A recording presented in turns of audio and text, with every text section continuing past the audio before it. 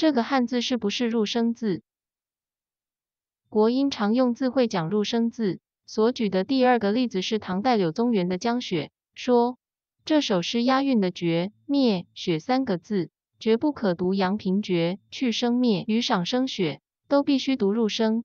还说立字读去声，独字读阳平，虽无大碍，但也还是读入声较佳。现在我们就用台湾闽南语读这首诗来听听，请仔细听其中是入声的几个字。千山鸟飞绝，万径人踪灭。孤舟随你翁，独钓寒江雪。千山鸟飞绝，万径人踪灭。孤舟随你翁，独钓寒江雪。国音常用字会指定当时的北平音系作为国音的标准。北平音系没有入声，所以就把入声字分配给阴、阳、赏、去四声，但原来的入声字还是会在字汇里用入字圈号标明，并且写上入声的拼法。国音常用字会又说，凡是有使用入声字的地区，对于原来的入声字，如果一时改不过来，是可以暂时不用改的，仍然读原来的入声字。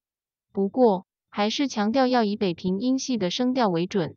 国音常用字会为了眷恋古代的诗词韵文，大费周章的标明注记入声字，却对有当代使用入声字的地区，说不妨略是通融，暂读相调，偶然变通而已，仍应以北平音系为正宗。不需细想，便可知道这种厚古薄今、重北轻南、打折扣的做法，在说法上很站不住脚，是自相矛盾的。